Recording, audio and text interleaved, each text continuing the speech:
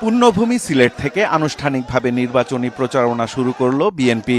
সিলেটের সব পথ মিশেছে আজ নগরের ঐতিহ্যবাহী আলিয়া মাদ্রাসা মাঠে। মাঘের শীতকে উপেক্ষা করে বিএনপির জনসভায় যোগ দিতে সকাল থেকেই আসতে থাকেন আপামর মানুষ। সকাল 10:30টার পরপরই শুরু হয় জনসভা। দুপুর 12টার দিকে সভা মঞ্চে ওঠেন বিএনপি চেয়ারম্যান তারেক রহমান। হাত নেড়ে নেতাকর্মীদের শুভেচ্ছা জানান তিনি। এ সময় স্লোগানে স্লোগানে মুখর হয়ে ওঠে পুরো মাঠ।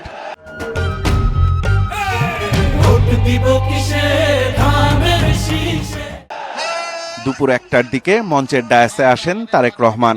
ভাষণের শুরুতেই স্বৈর শাসনের বিরুদ্ধে আন্দোলনের শহীদদের স্মরণ করেন তিনি। তুলে ধরেন বিগত সরকারের লুটপাটের চিত্র।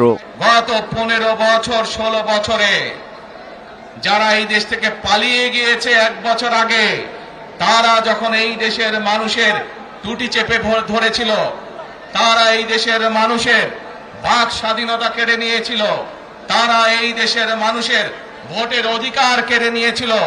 তারা শুধু ভোটের অধিকার কেড়ে নিয়েই সন্তুষ্ট থাকেনি, তারা শুধু সাধারণ মানুষের কথা বলার অধিকার কেড়ে নিয়েই সন্তুষ্ট থাকে নাই, তারা ইলিয়াস আলী, জুনায়েদ, দিদারের মতন শত হাজারো মানুষকে তারা হত্যা করেছিল সেদিন। তারেক রহমান বলেন, যারা নির্বাচনে ধর্মকে ব্যবহার করছে তাদের বিরুদ্ধে সজাগ থাকতে হবে দেশের মানুষের। নির্বাচনের আগে একটি দল এই দিব ওই দিব বলছে, টিকিট দিব বলছে না, এটার মালিক মানুষ না। সেইটার কথা যদি সে বলে, সেরে কি করা হচ্ছে না। যার মালিক আল্লাহ, যার অধিকার শুধু আল্লাহ একমাত্র, সবকিছুর অধিকার উপরে আল্লাহর অধিকার। কাজেই আগেই তো আপনাদেরকে ঠকাচ্ছে, নির্বাচনের পরে তাহলে কেমন ঠকাবে আপনাদেরকে বোঝে নেবা। কর্মসংস্থান বাড়াতে, অর্থনৈতিকভাবে স্বাবলম্বী করতে নির্বাচনে ধানের শীষে ভোট চাইলেন বিএনপি প্রধান। আগামী 12 তারিখে ধানের শীষের পক্ষে ভোট চেয়ে একটি কথা বলতে চাই, ইনশাআল্লাহ আগামী দিনে বিএনপি সরকার গঠিত হলে আমরা নবী করিম সাল্লাল্লাহু আলাইহি সাল্লামের ন্যায়পরায়ণতার ভিত্তিতে ইনশাআল্লাহ দেশকে পরিচালনা করব।